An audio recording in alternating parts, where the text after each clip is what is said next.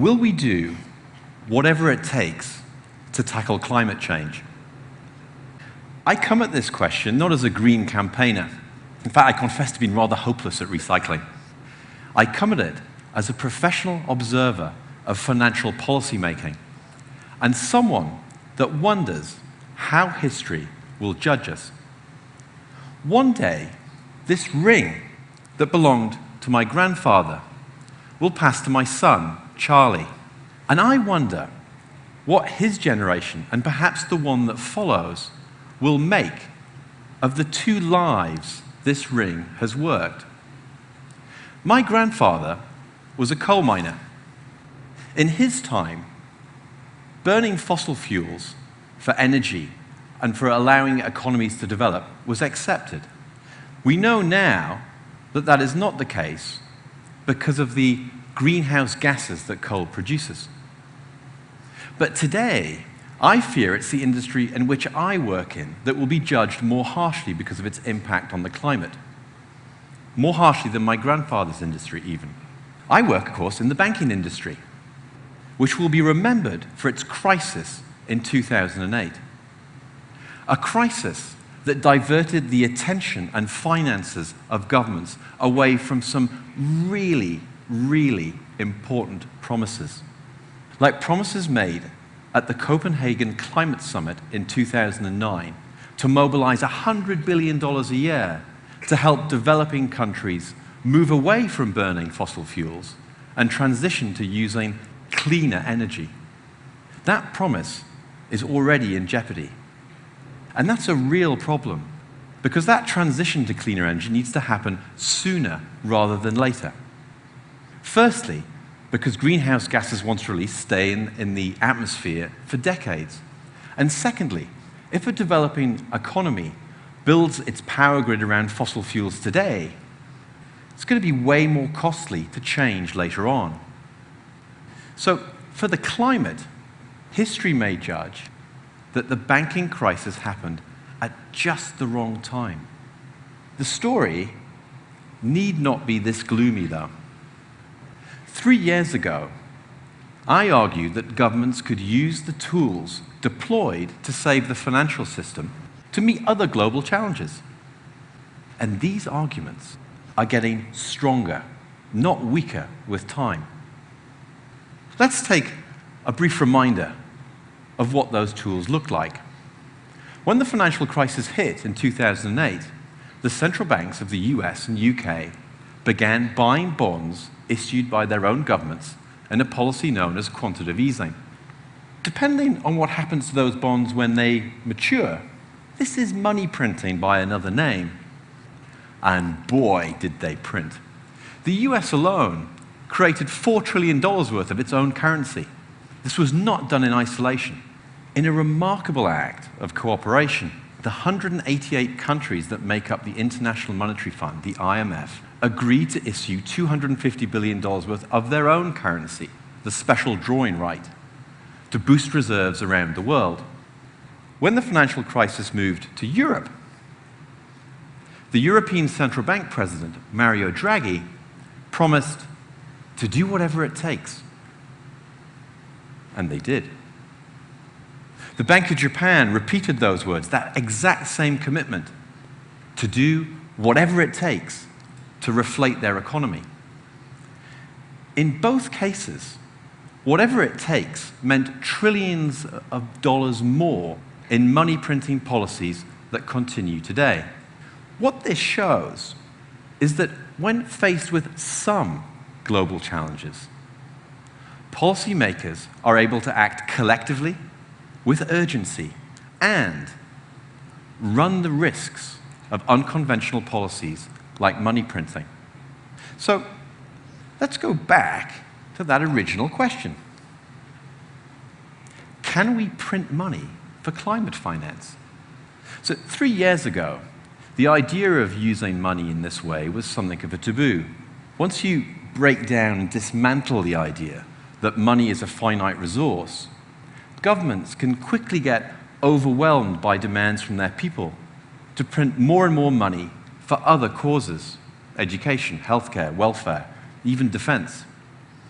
And There are some truly terrible historical examples of money printing, uncontrolled money printing, leading to hyperinflation. Think Weimar Republic in 1930, Zimbabwe more recently in 2008, when the prices of basic goods like bread are doubling every day. But all of this is moving the public debate forward, so much so that money printing for the people is now discussed openly in the financial media and even in some political manifestos. But it's important the debate doesn't stop here with printing national currencies.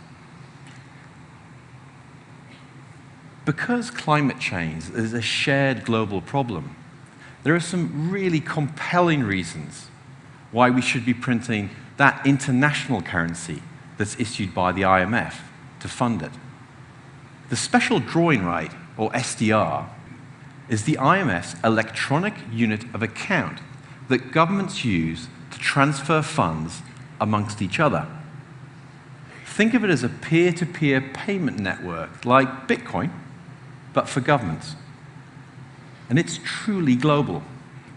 Each of the 188 members of the IMF hold SDR quotas as part of their foreign exchange reserves.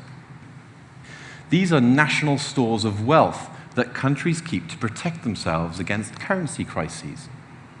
And that global nature is why, at the height of the financial crisis in 2009, the IMF issued those extra $250 billion, because it served as a collective global action that safeguarded countries large and small in one fell swoop.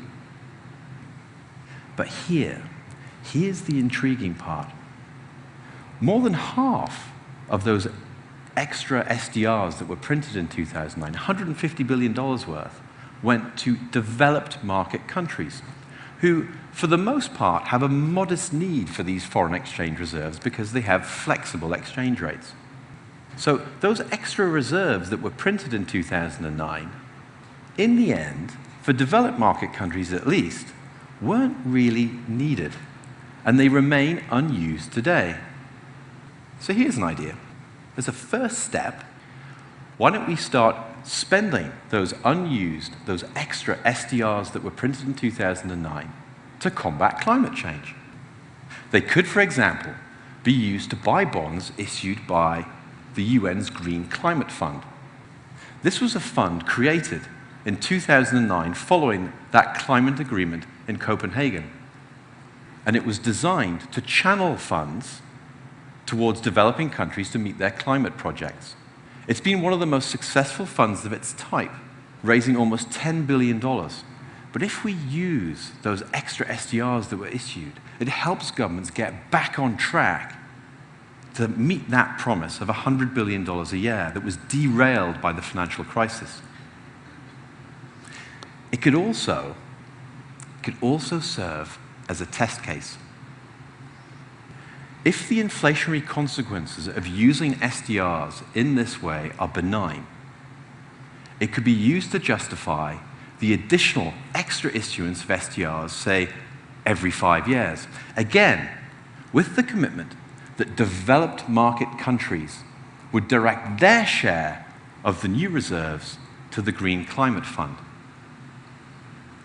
Printing an international money in this way has several advantages over printing national currencies.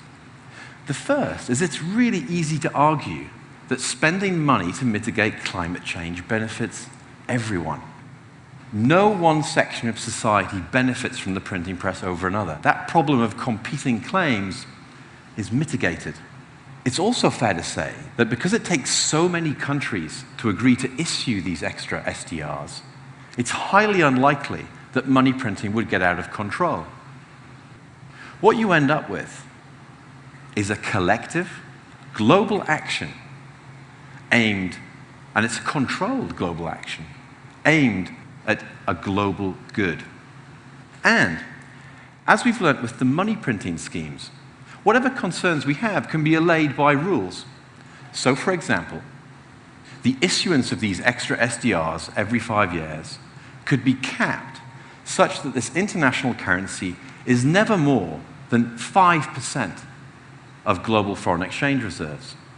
That's important because it would allay, well, let's say that ridiculous concerns that the US might have that the SDR could ever challenge the dollar's dominant role in international finance.